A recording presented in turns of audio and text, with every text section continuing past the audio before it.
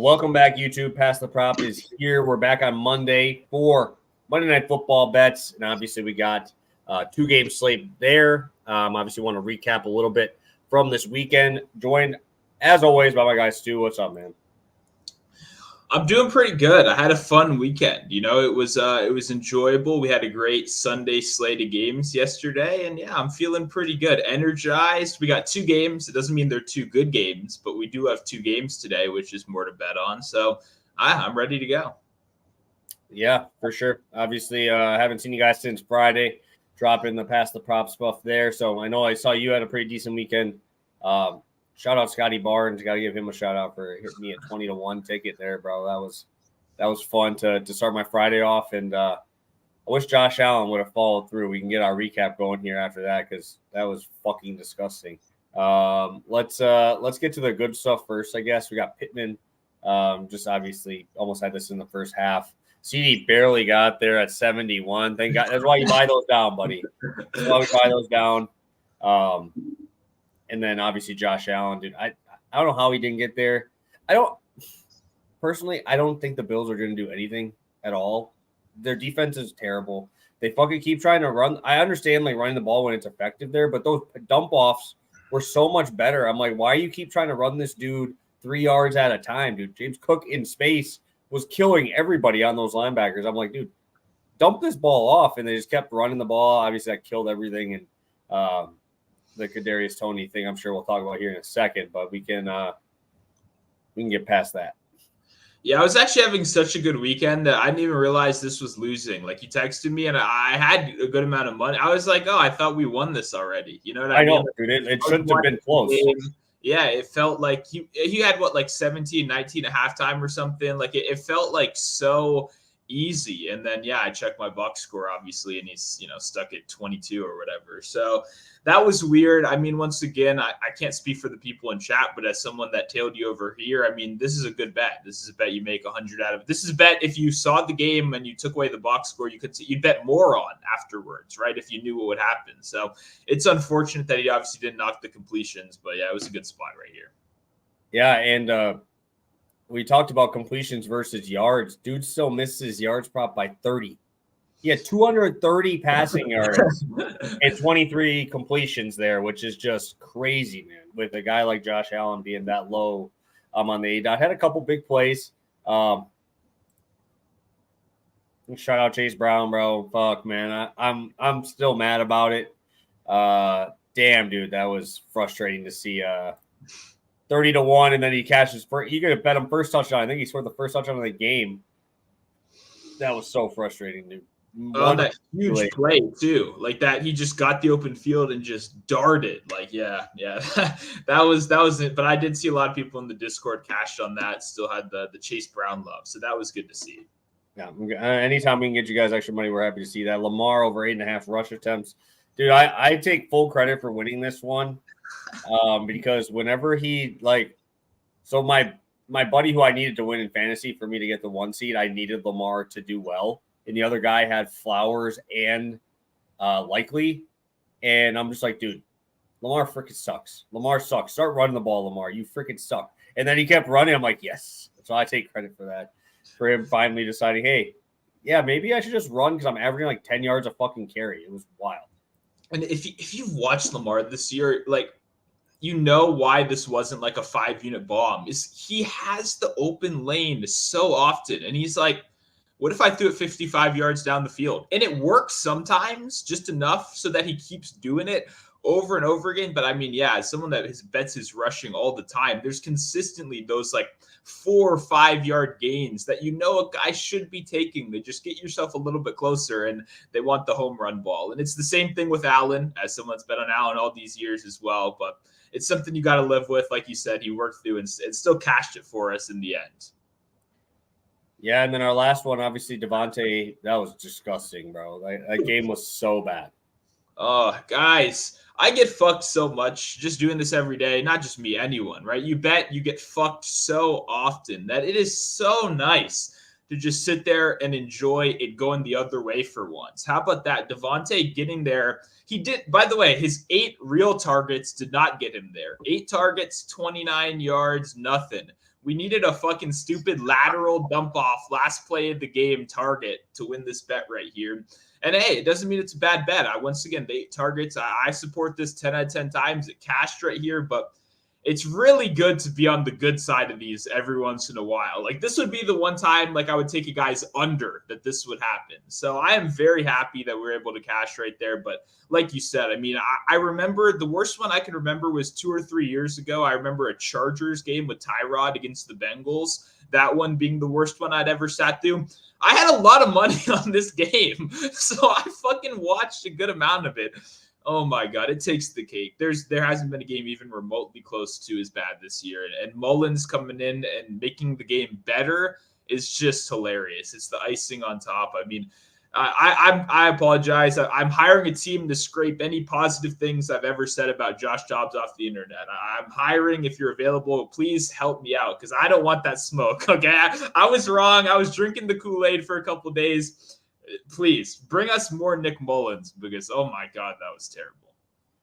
I almost felt bad, dude. He got fucking smoked like 6 times. I think he had like 27 attempts, 10 completions, 6 sacks or something. It was crazy. And I'm like, Vegas is really, really going to do this to him, huh? And I'm like, dude, that offensive line did him no favors. I'm not trying to back him off there, but he killed Justin Jefferson in there, which didn't help. That was really the worst thing you could do. I think he's fine. I don't think I saw anything about like broken anything, which is a positive, but hopefully he's doing all right and able to be ready for next week.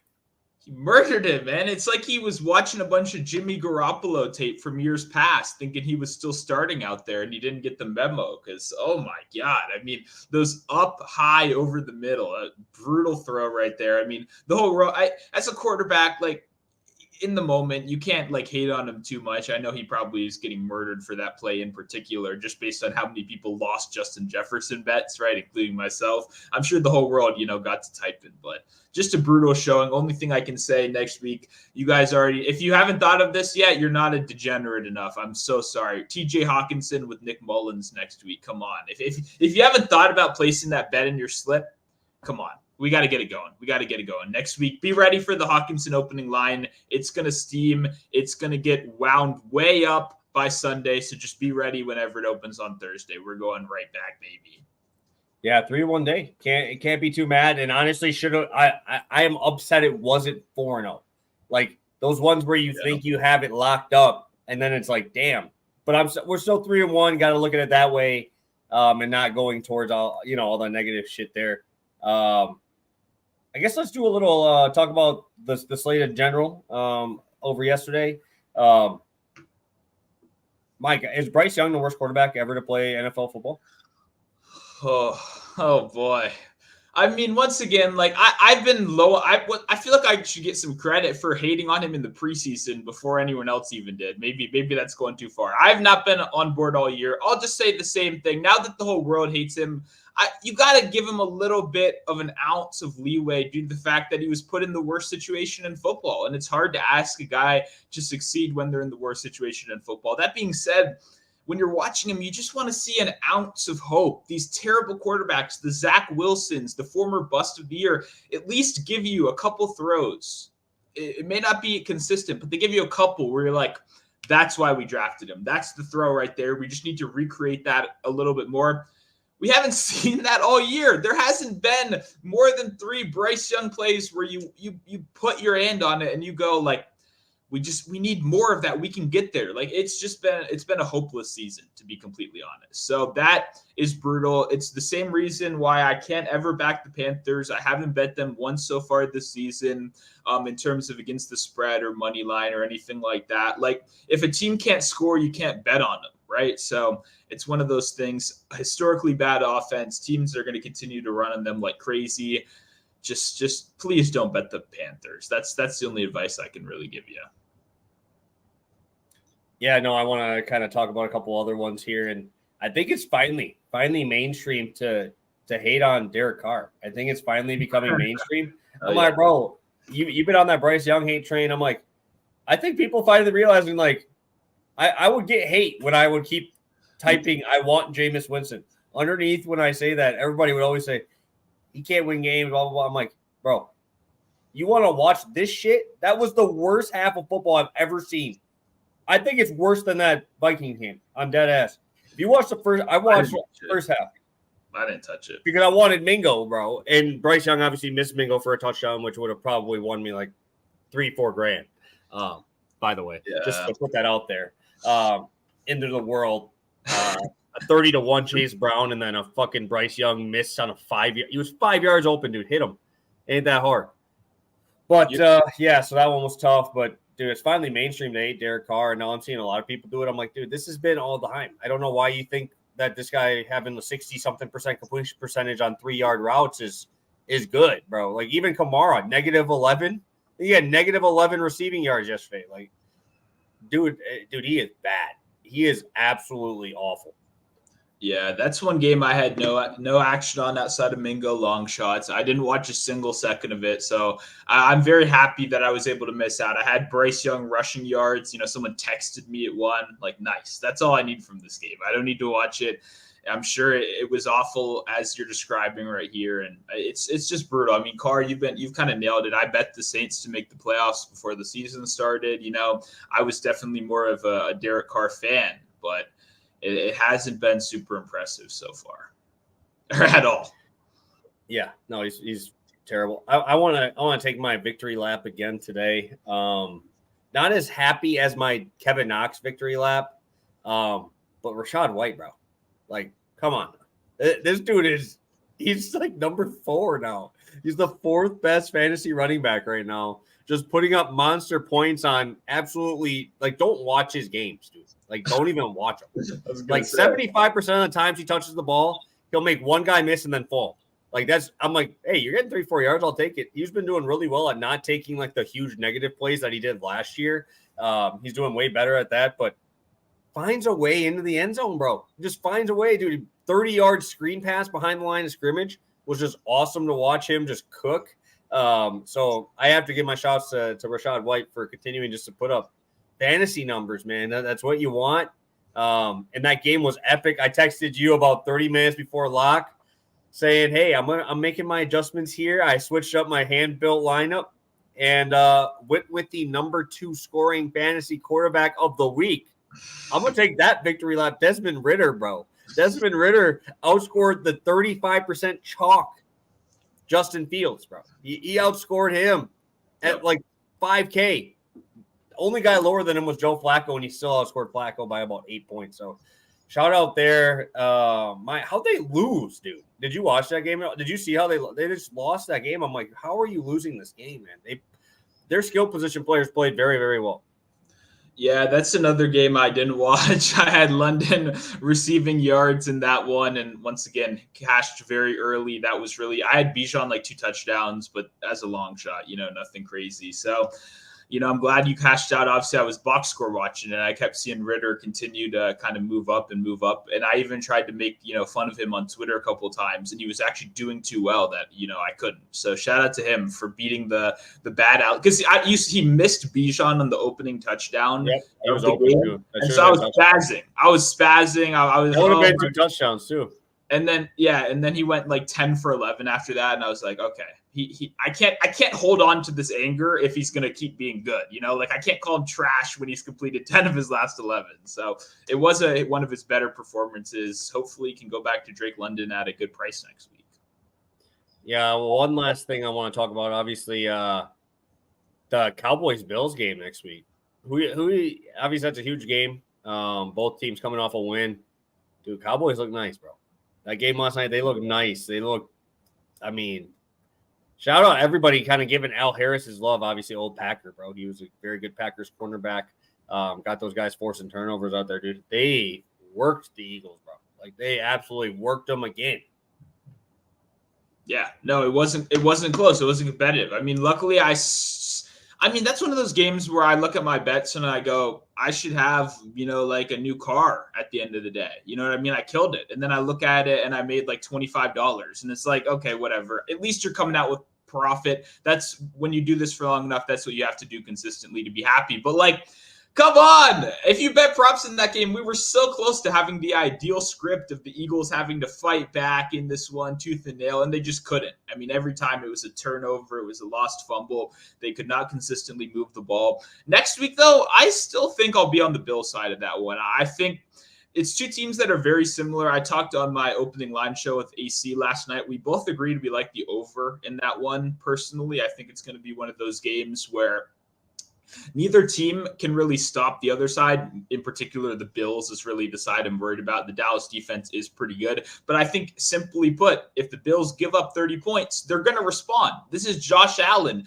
This isn't a shitty team. If they allow 30 points, they'll give you 20 back, right? Even if it's not a close game, we know the bare minimum for a team like the Bills is so much higher. So for that reason, I think the over is very tempting in that one. But yeah, I'm going to keep riding with the Bills' momentum. They cashed me this week. I think we get another good one right here.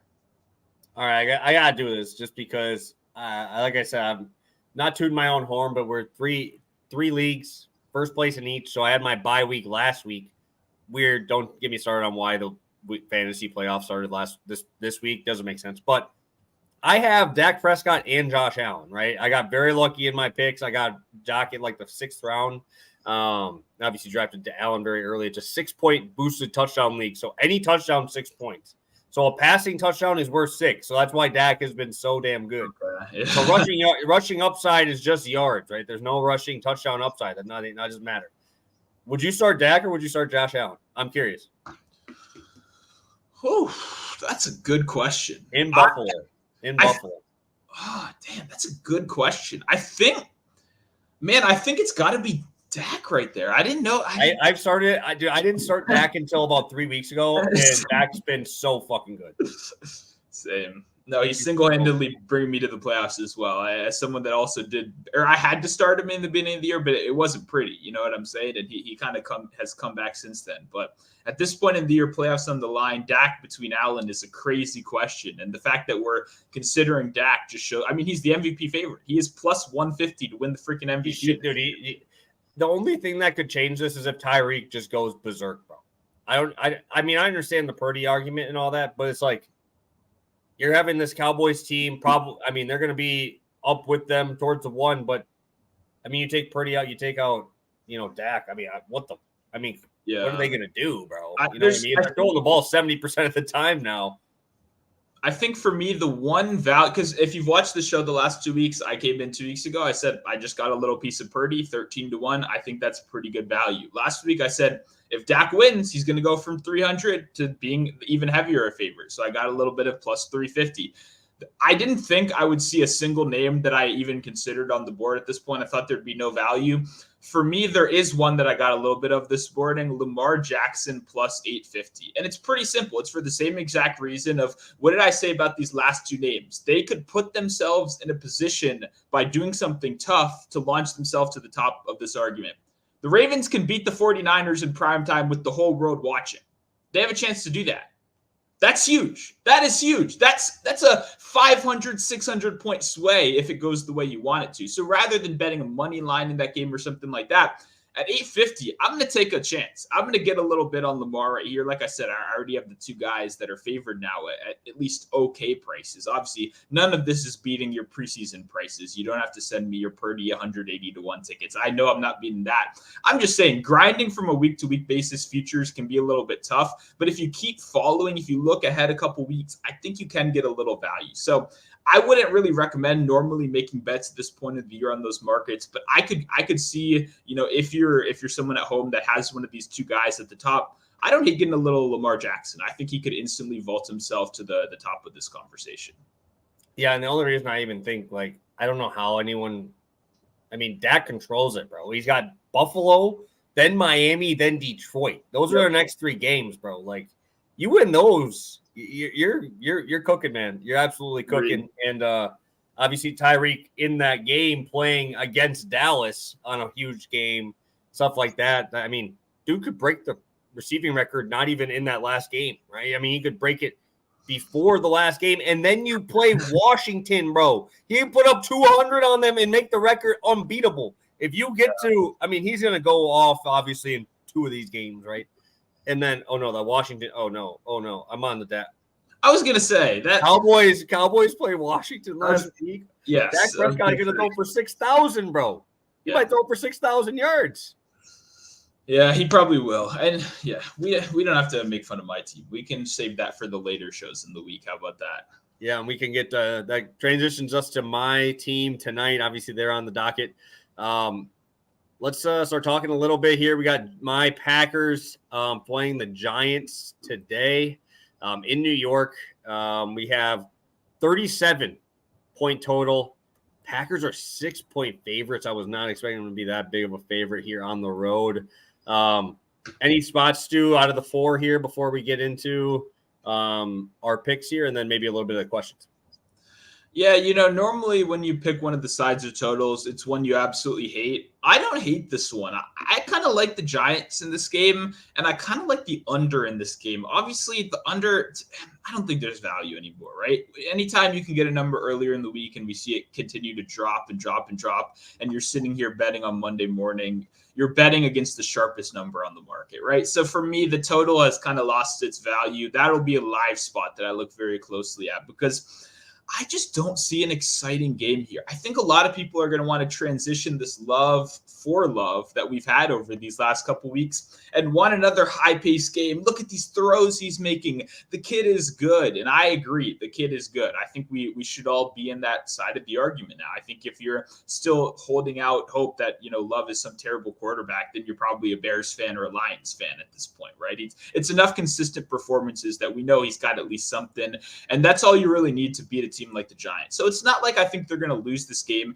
but I see an ugly game. I see a lot of running on both sides of the ball. I think both teams are going to want to keep their quarterbacks upright as much as possible. We're seeing AJ Dillon come off arguably one of his best games of the season so far, which is always funny to say considering we're two of the bigger Dillon haters over here. I see a slow, ugly game. I don't think this is going to be enjoyable for TV. I don't think we're going to get Love absolutely dicing people as much as normal. But I do think they get the win. I think the Giants get the cover, though.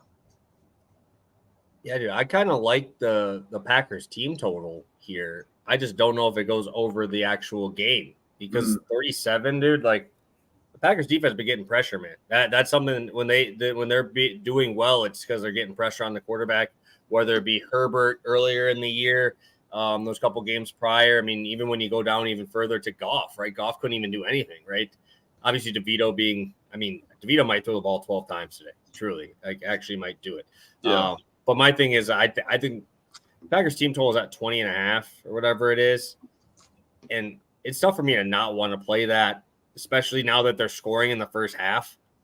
It's tough because I know this sounds crazy as a Packers fan, but without Jones, like I don't have to watch another 10 carries a game. They're just giving them passes to the receivers. They're just adding it into a short passing game. And I love Aaron Jones. Don't get me wrong. He's probably the best offensive playmaker we have, but it takes away, I think it saves them about 5 minutes off the clock because all they do is they have to run A.J. Dillon his 10 carries. They have to give him his 10 carries. Without Jones, dude, they're just dumping off quick screens out to Jaden Reed, quick screens out to Romeo Doubs. That's part of the running game here. So I do like this Packers offense here. I looked at the weather, nothing crazy, 30 degrees. Like, come on now. Yeah, you're playing a team that wants to play and shit like that. That's how the Packers play. So weather, no upside on either side, no advantage. I do think the Packers get the win. 6 is just it's kind of a gross number. I don't know how I like it, but if I had to lean anything, I think it would be that Packers team total at 20.5. I think is where I would go. Yeah, that's a fair number. I agree with you. I'm in the same point where if someone hits their team total, I think it's probably, the favorites in this game. I don't know if it's Tommy Cutlets over there in the New York Giants. So I don't know. I'm curious how this one goes. Like I said, I think it's an ugly game. I think it's a slower game. But I do think there's some money to be made, which is always nice. All right, so I think we might have to get into mine because I'm seeing my number move quite a bit right now. But let me see if I can switch it up on FanDuel. I made this on DraftKings a little earlier, so let me see if I can build it over on FanDuel and get this about the same price because Jordan Love's passing props are getting smoked, and obviously I told you ahead of time what I was playing, so obviously that'll hurt me a little bit. Actually, let's just do it on. Damn, okay. We're gonna do this on FanDuel now. I guess they're gonna give me a much better line. It went from minus 111 on DK to now minus 127. So watching Jordan Love just get smashed on that number, I'm going Jordan Love 200 passing yards. Like I said, it was 225 earlier. It's now minus 300. So I really like this spot. You look at Jalen Waddle and Jordan Love combined here. Dude, Jordan Love's my dude now, dude. He's been so awesome. The thing is they're not eliminating the big play, right? Like that was when they've been throwing more often, it hasn't been changing that they're still pushing the ball down the field, right? They still have big time playmakers. I understand Christian Watson being out, it's tough. Tucker Kraft's okay. I'm not huge there, but I'm telling you, man, I saw Brad Thomas, the guy we had before on the show. Wicks is a dude, man. He was a beast at Virginia. He's going to be that Swiss Army knife. I think Jaden Reed goes crazy again tonight as well. Romeo Dobbs has been 1A, 1B, I guess, with Reed tonight. They're finding a way to get the job done. I love A.J. Dillon out of the backfield, which is something I never thought I'd ever say in my entire life. But I'm hoping that the Giants just decide, hey, we're going to send it at the run, and you got to beat us over the top. You got to beat us in that short passing game. And I think that's what Jordan Love will be more than willing to do here. I don't think the weather is going to be any issues, which was the first thing I looked at for a December game in New York. No snow at all. So I'm sitting here. I'm loving going back to Jordan Love. You look here. I mean, Aaron Jones has missed the last 3 games. He's gone for 322, 268, 267 without him. Pushing 36 pass attempts per game, which, early on in the season, we were seeing mid to high 20s. Right, like I said, the volume is getting there now. LaFleur finally kind of trusts him in those third down situations where we normally run it on that 3rd and 4. They're just letting him make the read, and it's just a lot quicker, right? There's just 2 reads, and then it's obviously the dump off. It just works perfect for these younger guys. You guys got to remember, Packers, they're the youngest team in football by a lot. All of their skill position players are learning on the fly with Jordan Love, which is crazy, which is why they sucked at the beginning of the year. Right, you're now getting them into year 2 now. These are year 2 guys, and you see a lot better chemistry. I love Jordan Love here at 200. Again, this has to be on FanDuel. It is minus 106 right now. And I guess I can go in a little bit on Jalen Waddle. I kind of jumped the gun on my play, but the DraftKings line kind of scared me. Is minus 118 on DraftKings now. Damn, these people I don't know, people hitting that shit. It's just, I looked at it, I'm like, you see that little arrow just going down right on your pick, and you're like, shit, we gotta get this out quick. Waddle 50 yards, 3 out of 4. 4 out of his last 7, or 6 out of his last 7 in there. 50 is just too low for me. We talk about Tennessee as a pass funnel. I want to go there. Obviously, you can bet on your Achans. You can bet on your Mostert. They're probably still going to get the job done there, but Tua could throw the ball 30 times and end up with 300 yards. We've just seen it how many times. Last 3 weeks, I like that we've seen a little boost in terms of usage for Jalen Waddle, going from 20% on the season to 27% target share over the last 3 weeks. I'm hoping Vrabel's just like, hey, let's put 2 dudes on Tyreek, bro. Like, he comes from that Belichick shit, like you think you're going to try and I mean, you're never going to stop Tyreek, but Jalen Waddle over the middle, dude. I looked at one of the craziest stats I've ever seen is, have you ever looked at like the second and third options or 3rd and 4th options for receiver on Miami and their target shares? Number 3 is Robbie Anderson over these last 3 weeks at 2.2. Chosen. Cedric Wilson, 4.5. Those are the next 2 guys. It's Jalen Waddle in a very, very far back number 2 role, and then Tyreek there. But 27% target share in an offense against this type of defense here. I'm all over Waddle here. If I wanted to get the same price on Tyreek, it's 90.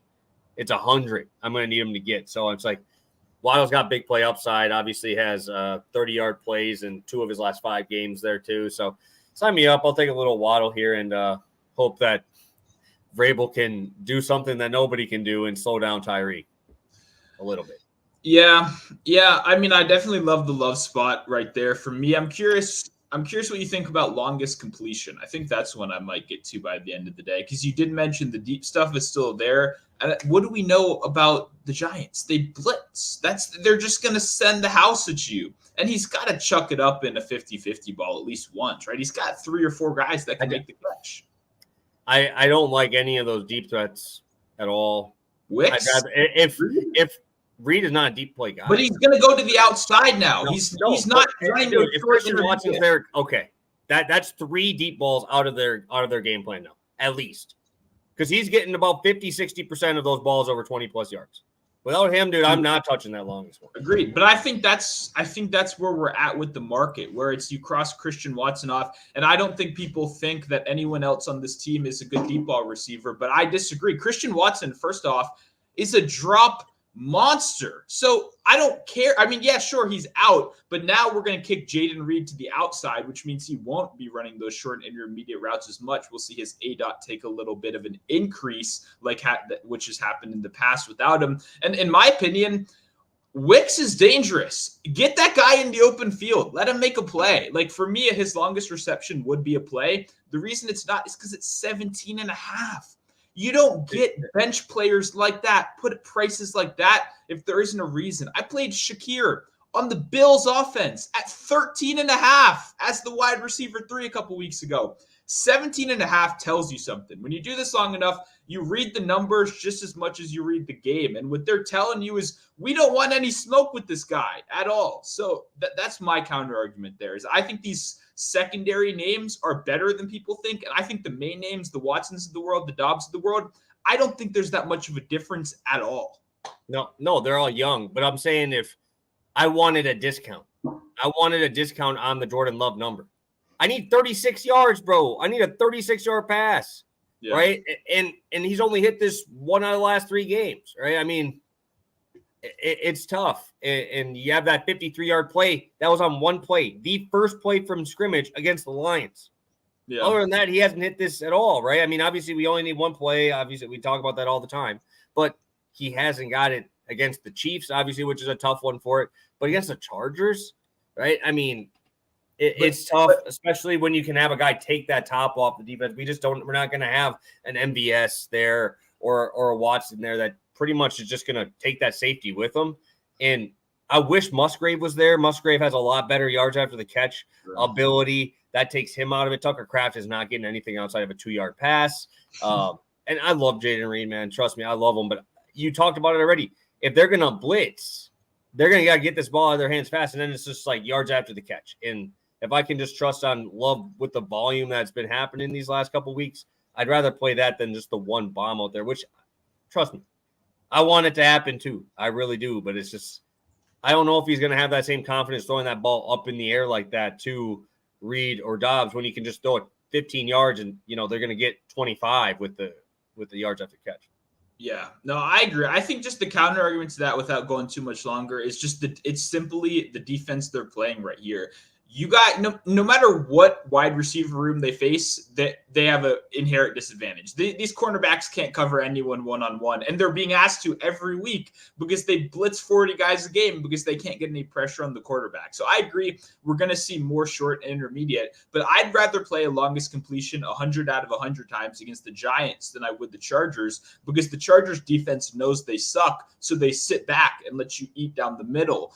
The Giants defense knows they suck, so they send the house at you and hope to get to you first. For me, it's just kind of playing on that to the best of your ability. That's why I like these short intermediate targets versus the Chargers so much, and I like these deep targets against the Giants so much. But like you said, the personnel isn't ideal in this game. Yeah, it's just, trust them to make something like that happen. I wish I would have saw it from Howell. Howell didn't even get to that number that they're asking for Love here. They didn't even get to a 30, right? I mean, they kind of have that same kind of gunslinger type of role there too. I mean, they didn't even give one up to the Bills. It's just like it's tough when you look at these matchups where you have a full-on gunslinger and they're still not even getting to 36 yards. Obviously, Jordan Love's got yard after the catch guys who obviously can make anything happen. Trust me, what's going to happen now is A.J. Dillon's going to have a 35-yard yak after on a 4-yard pass, and it's going to go over just for it, and we're both going to be mad because, one, we didn't play it, and two, it's fucking A.J. Dillon. So, well, that's enough A.J. Dillon talk for one day. Hopefully he does okay. But all right, let's get on to game number 2. We'll talk all of these questions. I see all you guys' questions. We appreciate it. 60 live viewers in here with us. Thank you guys so much. Hit that like button if you haven't already, and hit that subscribe button as well if you haven't yet. Stu, we have a brutal game today to talk about here. I'm going to DraftKings for these lines right now. They're having the Tennessee Titans sit at 13.5-point dogs, 45.5-point total. Over under Titans or Dolphins. Which side are you going to? Gun to your head. You got to pick a side. Yeah, I'm going to go Dolphins. I see this game playing out exactly the same as the Washington game. I think we got a script on what this game would look like because these two teams are the same team. When you look at what they do wrong, they cannot protect their young quarterback to save their life. And then on the other side of the ball, they get absolutely destroyed by opposing passing, right? It's an opposing wide receiver ones to be more specific, right? If you look analytically at these teams where they profile, they're bad at all the same things. And for me, the Dolphins' game plan against Washington was good. It was, we're going to go out there and we're not going to give Sam Howell a second to breathe. And if he can beat us, well, guess what? We can beat their defense. So it doesn't matter. We're not playing scared. And that's why I am such a big fan of the coaching in this Dolphins team, because so many teams could benefit from this kind of thinking. As a Washington fan, watching these games, thinking, the reason this team playing us soft is the reason we're beating them. The Eagles, the reason we can stick around is because their defensive mentality is different. For me, I love the Dolphins mentality. It's cutthroat. They're going for the kill. They're going for the kill. And if they fail, then they're confident that their offense is going to destroy you on the other side. And they have good reason to be confident. So for me, can the Titans score enough to cover the spread? I don't think so. I think it's going to be pressure all the time. And I know they're down a couple injuries. Phillips, obviously a big one as well there. But still, it's this Titans offensive line is awful. It's absolutely awful. It's atrocious. It's the worst in the league. There aren't enough bad adjectives I could use to describe them. And I like Will Levis, but he's in a very tough spot right now, and he's going to get sacrificed tonight. So I don't want anything with the Titans. Yeah, I saw a stat of Derrick Henry scoring in games they lose by more than a touchdown, and then like games that are within a touchdown. Like Derrick Henry's gonna be obsolete, man. They're gonna try to slow down the first half. You can't even really make a first half bet because you know they're just gonna try to slow that game down enough. But what's gonna happen in that second half when they're down 2 touchdowns, right? They're just gonna send the house and just finish them off here. I almost kind of like playing a teaser here with maybe bringing down Miami and then the over, because I think Miami could get 35 points on their own here, right? And I don't think it's going to be that hard. This defense sucks. We target it every week. I just targeted Michael Pittman on these dudes who just went for 120, bro. And he's running pretty easy routes, dude. They're just like turnaround routes. No one's there. Thing is shout out Michael Pittman. Love the guy. But it's a lot harder to get Tyreek Hill down to the ground than it is Michael Pittman in space. Bro. So that's tough. You obviously still have Jalen Waddle there, who's, like a low end wide receiver 1 in fantasy. So it's like it's tough for me to want to have any other exposure outside of Dolphins sides here, because even D-Hop, man, like, what do you think is going to happen there? Probably nothing. Yeah. Once again, like D-Hop is like logically would make sense. They're going to be trailing, but I don't want to mess with that. Like I truly don't. This team doesn't have great corners, but I mean Howard and Ramsey are great names, and they're playing pretty good right now. They're playing better than they have in the last little bit. So for me, and I don't know if you guys watched the show earlier this year. I forget who the Titans played. They were blown out, but I played Henry receiving yards as a play on the show. For the logic of simply they're going to be trailing and there's going to be so much pressure in their face the whole game that they're going to need to get the ball out quickly. What I'd say to you is what I realized after that game, if you're thinking about this right now, of please don't bet Derrick Henry in a situation like this, because you nailed it. It's the game script. I played him thinking they're going to be losing. He'll have to catch a couple passes. No, he just played 35% of snaps in that game. And apparently that's a week-to-week possibility now of he could play sub 50% snaps, and a guy like Tajee Spears could go in and steal all those catches. So for me, if you're thinking about betting Henry tonight, I understand why you'd want to do that. You got to slow the game down, like you said, if they have any hope of winning this. And also the Vrabel off the bye stats, I'm sure, are going to go crazy. I believe he's 6-0 straight up off of a bye over his last 6 games. But, it's one of those things where I really don't trust them in this matchup right here. I don't think they're going to have a lot of success running the ball. And I can't bet on Derrick Henry and watch him, go like 12 for 27 with one catch for -1 yards tonight, and then Spears to come in and get like 4 for 37. I don't know. Just it's a shit show. I don't want any piece of the Titans, to be completely honest. Dude, Tajay Spears about to go crazy. Hopefully, I have him in best ball. I need a 36-point effort from Tajay, Jaden Reed, and Saquon. So, we're ready. We need those three to go off. Dude, I don't think Derrick Henry plays much today, to be honest. Yeah. I think they're going to get down so fast. It's just going to be demoralizing. Well, I got one more name, too. If you just mentioned, when you said not going to play much, Treylon Burks last week got him under 32.5 rushing and receiving. It closed at like 18 or 19 or something like that. The line isn't even up this week. It's not even up. Like that's telling you something as well. So sorry, you triggered me when you said not going to be played much. Treylon Burks, a guy that's not going to be played much tonight. I don't know whether it's health, whether it's still not knowing the system yet. If you can get those under on receptions, that's going to be something I'm waiting for, refreshing eagerly all day long. Yeah, dude, I don't know, man. This is be such an ugly game. Luckily for me, my own team's playing tonight, so I'm probably not going to have that game on. So, Stu, let's get to your bet here. We have a lot of questions in the chat. Thank you guys. 50 of you still in here with us. We will get to your questions. Do not worry. Take it away, Stu. We're going Saquon Barkley over 69.5 rushing yards, -110 over on FanDuel Sportsbook. I said this right before the show. I was really going back and forth between carries and yards right here. That was the hard thing for me. I thought I was going to end up on carries, but the tough thing for me about that is the market price. The best available is -140 for 15.5. I would take 16.5 at plus money. But the way the market is distributed right now, you just can't get that. You can only get 16.5 at -120. So am I going to pay? I don't want to go for, I want a reward for going up a carry right there. And due to the fact that you can't alt-line carries on most books that are readily available to most people, then I'm just going to pivot to the rushing yards right here, which I like as well. I'm a fan of both of them. And if he gets 17 carries in this one, then I do think there's a very good chance that he obviously goes over this number. There's a big reason why. For me, if you've watched the show for long enough, most of my games are handicapped, obviously based on the film I watch, and then two, the game script we're expecting, right? What kind of game script are we going to get in this game, right? And how will that affect our outcome? And for me, the reason I love wide receivers is because normally there's so many different outs you can get. While the running back, it has to be a little bit more narrow. The reason I like a guy like Saquon is because I don't think that's true right here. I don't think we can get in a game script where Saquon will not be heavily involved here. And I know you're thinking this is the Giants. This is like one of the worst offenses in football. But when you look back over this number in 5 of his last 7 games, and there's one key thing in these games is that every one of these defenses came into this game with the plan of simply all we have to do is stop the run and this team won't be able to function, right? So I think that would be the counter argument to the 69.5 right here. Why would you play this prop against the Packers when the Packers know that the sole game plan here is going to be hopefully Saquon can carry us to the promised land?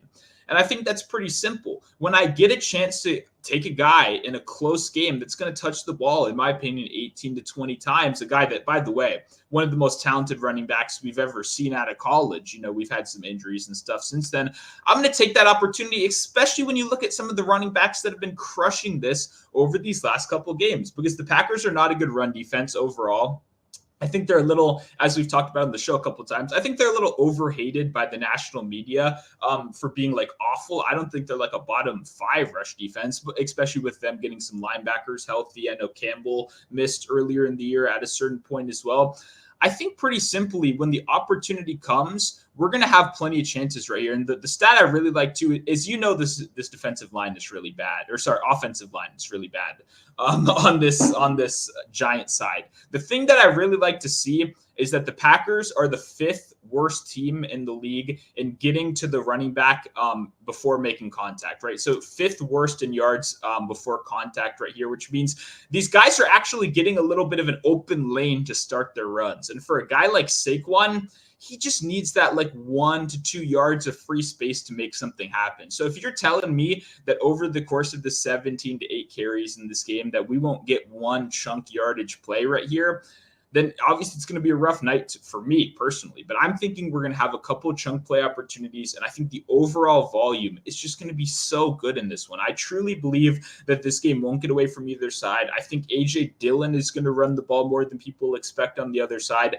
I think it's going to be a slow, ugly game, probably a decent amount of 3 and outs, right? This isn't going to be pretty. People are going to, why are you betting this when he's like 12 for 24? But I think we're just going to have the opportunity. I don't think there's a time where they get away from the run in this game. And I don't think people account for how valuable that is. Because at the end of the day, I'd be betting this with less talented guys than Saquon. I think the Saquon name value, adds a little bit to the allure. I am betting this simply because I don't think that there's a way that this coaching staff gets away from the run once during this drive or during this game. And I think that's a valuable thing when you can go into a game and say, I think Saquon is going to be involved from quarter 1 to quarter 4. And I think that's the case here. So rushing and receiving is interesting. I know Saquon obviously can make plays through the air, but I do think the best place to target is on the ground. I think the volume is going to be good here, and I think he's going to slowly chip away at this one and cash this ticket.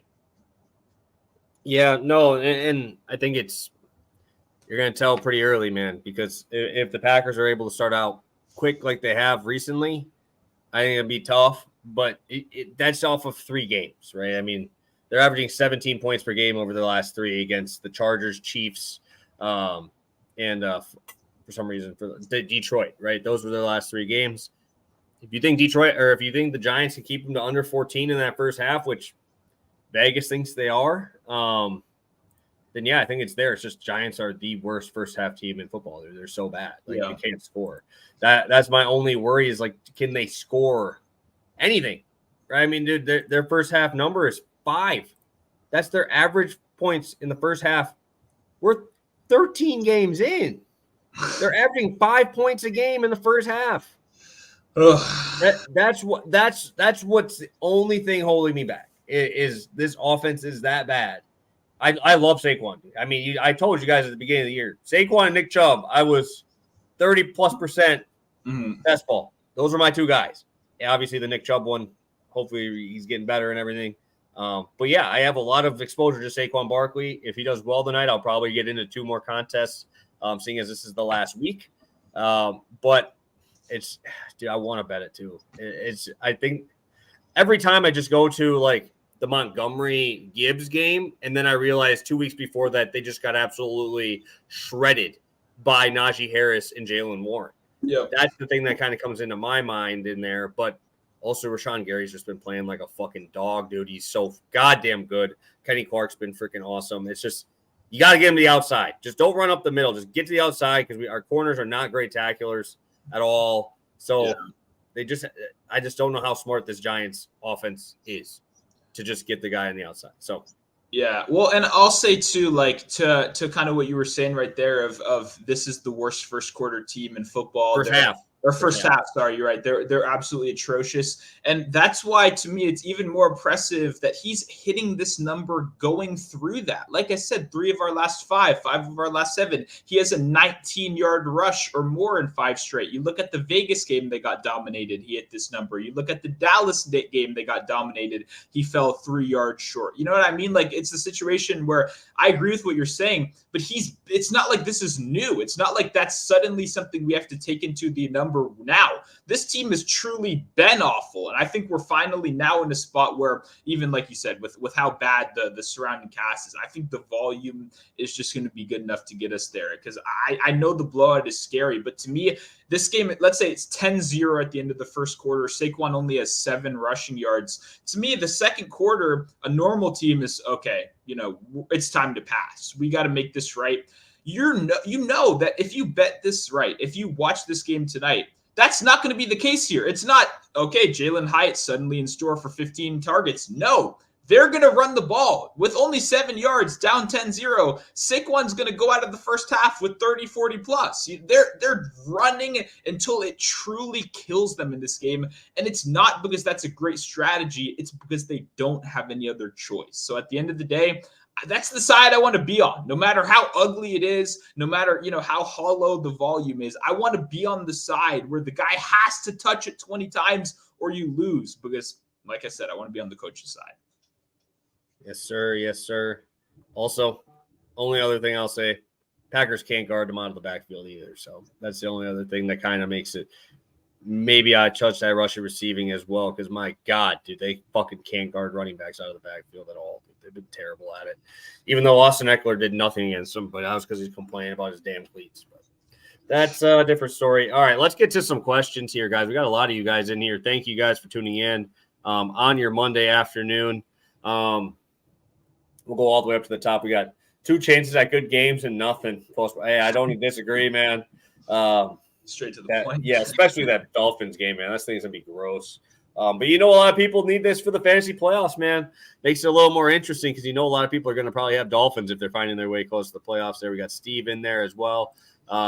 Coop, hey, C. Brown, I'm happy you got that, bro. I'm happy. Hey, appreciate you. He's been an absolute dude. He was so good in college. There's no way they can't keep him there. Dude, he had more yards than Joe Mixon yesterday total, which is crazy. Yeah, talking about the Minnesota Vegas game in there. We appreciate that, Steve. All right. How would you say what his name is here? I would like for you to tell me, Stu, so I don't fuck it up. I'd go Stevio. I don't know. I'm not very smart, but I see the E into the VO. It's probably Rosso. Okay, Stevio Rosso. I'll go with that.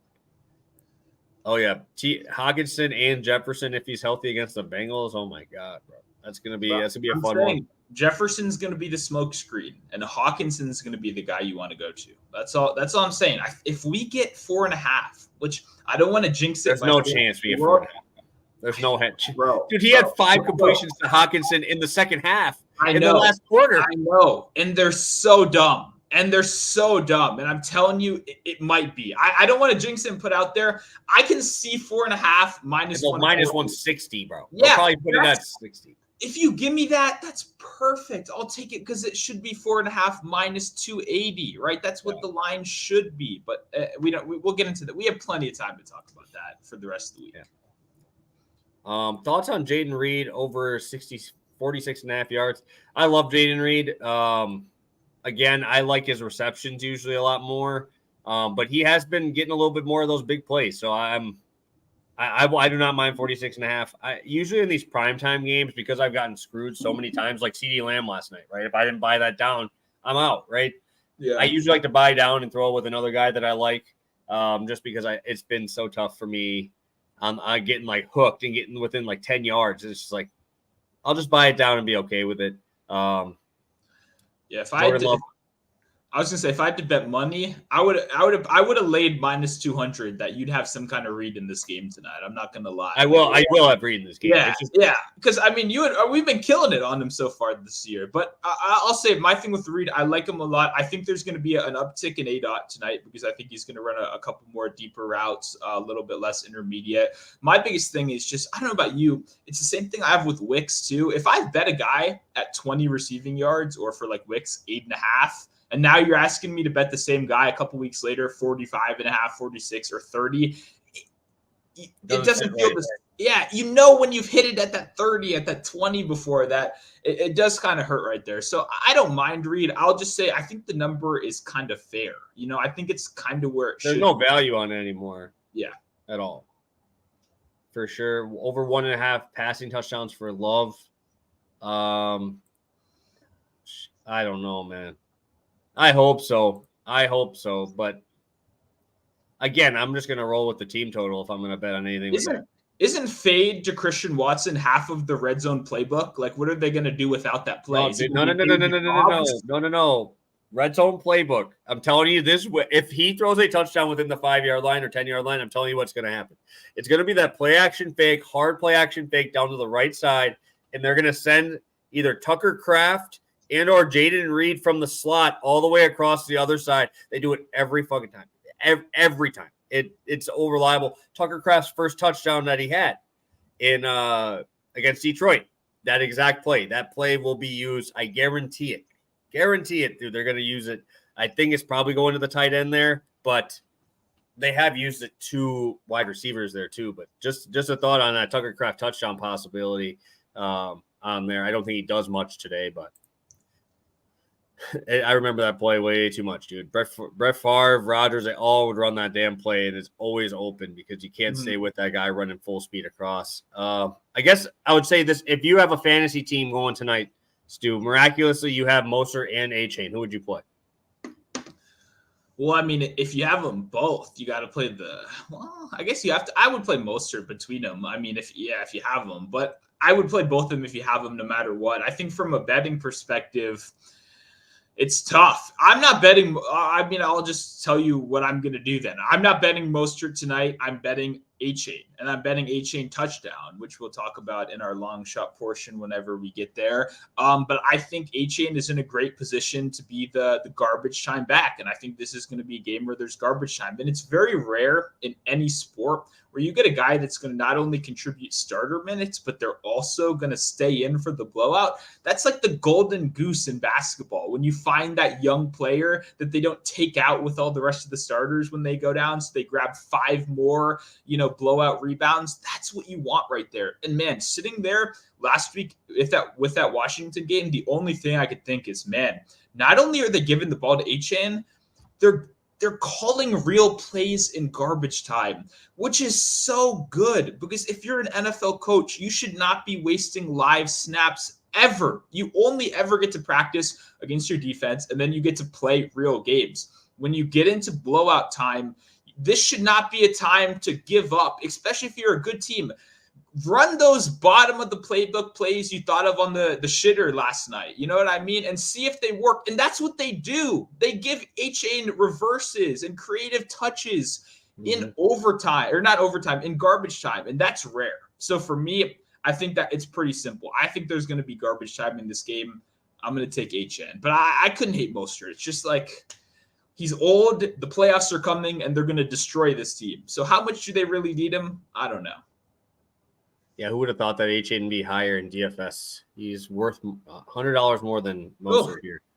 But displayed in the betting markets, it's not. I mean, A-Chain across the board, you're getting good value on compared to Mostert. It's interesting that the DFS sites, who are owned by the same people, would disagree with that. Yeah, we Joseph bringing up Dolphins team total moved down 29.5 there. So maybe seeing a little bit there. Nothing on the weather here. I'm seeing a little bit here. Our guy here, DeJuice, has a 10-15 parlay with Barkley as his last leg. 60% cash out or let it ride. Would you just take the under and try to hedge a little bit on that? I guess it just depends on how much money you put on it, man, and like where you are bankroll wise. Like, you need this money, or are you going like, if you do, then yeah, maybe if you put a lot of money on this, take the cash out and bet on the other one, or throw a little bit on the other side. It's just it's tough. It just depends on where you are financially and stuff. So it's like, obviously, that answer more than we do. So. Yeah, I don't like this question just because I know what the correct answer to the question is, and the correct answer isn't always the answer that's best for you. You nailed it. Yeah, bet no, losing the bet is not a deal breaker. Then, in my opinion, you should not be. No. Yeah, I was going to say, not only that, you have a good market price in comparison, assuming you got it at standard juice or something close to that, then I like this play. For me, the biggest, or I don't ever cash out, just to be clear. I would never really recommend cashing out. The only deal breaker there is your personal situation. I'm not talking to you, obviously, the person that asked this, anyone, right? If it affects your personal situation, if it's some kind of, game-changing money for you, or something that if you're not betting that you think you're going to make that over time with your ability, then I don't have a problem. I know that the nerds would not like that answer, right? But we're human at the end of the day. So my general rule of thumb is, unless this money is of some grand importance to you, or you don't have the liquid funds to play both sides, rides, to go for those live, because I'm sitting in front of an odd screen all day. I'll find a time, whether it's live before game, to get back and make my money at some point, at least find a little middle there or something. But I know most people don't have the chance to do that, so I would let it ride personally. I think you got a good bet going right here, a good chance to win, but I would never hate on anyone for doing what they got to do at the end of the day. Yeah, it's your money. You got us there. Best of luck tonight on that bet, my friend. All right, Stu, we're over the hour mark here. Want to make sure we move through this quick. If we have to, we'll just drop our long shots in the comments like we can. So letting it roll. Hey, congrats, man. Good luck. We're pulling for you here on the other side of the screen here. Stu, let's do a quick recap here and then kind of go from there. I know it's already almost 1:30 my time, 2:30 you. So we'll go through this and then maybe just drop our long shots in the comments or something like that after the show here. I'm ready to go over here. Okay. All right, let's recap quick then. I don't have a long shot yet, so. Gotcha. I got Saquon Barkley over 69.5 rushing yards, over at -110 over on, I believe this is FanDuel Sportsbook. Yep. Beautiful. And I'll be on Jordan Love, 200 passing yards with Waddle, 50 receiving, -106 on FanDuel. Stu, you're the only guy here with a long shot. If I have one, I'll post it on the screen later on the comment section. What do you got? Yeah, I got a touchdown parlay between both games. I got Jaden Reed to score a touchdown, who you talked about a little bit earlier. I love that analysis. Obviously, his red zone creativity has been good. And then I paired him with Devon A-Chain to score a touchdown. You can get this at +500 over on PointsBet or +490, which is what I did over on FanDuel, because, that's what I got. But I like this combination right here. I like A-Chain at plus money, by the way. That just all transparency. That was going to be my play for Pass the Prop because I only had a couple half-unit spots before I pulled the trigger on Barkley. I like A-Chain. I think the market-making books, the Caesars of the world, have this at the -140s. I believe the Pinnacles are even a little bit worse over there as well. So when you look at it, right, A-Chain still being at plus money on any book, I think is kind of crazy. I laid it out earlier. Their red zone usage, especially in the late game, is what sealed it for me. It looked like they were actively trying to get him touchdowns last week against us, which I don't care about. I'm not mad at like showboating or anything like that, but their usage of real plays at the end of the game, that sealed the deal for me. And the fact that not only could he be a red zone weapon in garbage time, but at any time, right, this guy can break one from outside of the 20. I think there's a lot of different ways you can get there. +100 is a very good price. And then you nailed it. Reed has been so good to us, man. Another one of those guys that has that red zone usage, those creative slot plays that were getting him the ball, even some carries, right? How often do you get a wide receiver getting a touchdown carry? Seeing that is one of my biggest things. Knowing that a guy has parts of the playbook meant for you is a big deal, especially when that's a young guy. So I love the creativity. I love that you're still getting it around +200. My line would be +160, so I probably wouldn't play it any lower than that. But if you're still on FanDuel, you get that 200, 190 available. I think there's some good value on Reed. I like both these guys to score tonight. Love it, love it, love it. We are 45-39 on the year, 8.55 units. Stu, what do you got for the people here? We want to get them out of here in that hour time frame. What do you got for them? Yeah, I mean, good weekend for me. It was real chill. I got to chill out on Friday. I went to comedy show on Saturday. I was vibing. Then we came in killer Sunday. Perfect kind of weekend for me. Chill out, make some money. Hopefully we can recreate that throughout the week. We have a bad Monday night football game and a bad Thursday night football game. So these games suck. If you're like me, if you're a football fan, you're still going to be watching them. So hopefully our analysis here, our argument, we somehow got you to a point where you're like, that's a pretty good bet. I want to tail that bet and we make some money. That's really the goal at the end of the day. I think we had some good analysis today. Even when we argued, right? We spent like 20 minutes arguing earlier. I think we both made very good points. I think it shows that a lot of the time you're going to find yourself disagreeing with people. As long as you got the research, as long as you feel good about your plays, that should be really what matters. And I think we got some great plays today, some great analysis. So appreciate you guys tuning in. Obviously, like you mentioned earlier, if you haven't liked, if you haven't subscribed, it's very easy to do so. We would very much appreciate it. This is free. It doesn't have to be free. It'll probably still be free for a while, no matter what you guys do. But maybe if I threaten a little bit more, maybe things get done. I don't know. Most people know it's an empty threat, but I still might start doing it anyway. So we'll see what happens. Or else, or else, and you'll find out someday. That's all I got. Awesome. We still got 36 of you guys in here at the end of the show, hour later. Awesome. Thank you guys so much. Did just drop my YouTube play of the day video a couple minutes ago before the show started. So that's out. We got long shots in here. We have our 2 straight plays. Assuming Wednesday's probably going to be NBA with how shitty that game is with no Herbert. Oh my God, that's going to be so gross. So be ready. We'll probably be back on NBA Wednesday, but hopefully we're coming back after talking about some winners here from our Monday night show. Thank you guys so much for tuning in. Again, hit that like button on your way out, and we'll see you on Wednesday for another round of Pass the Prop.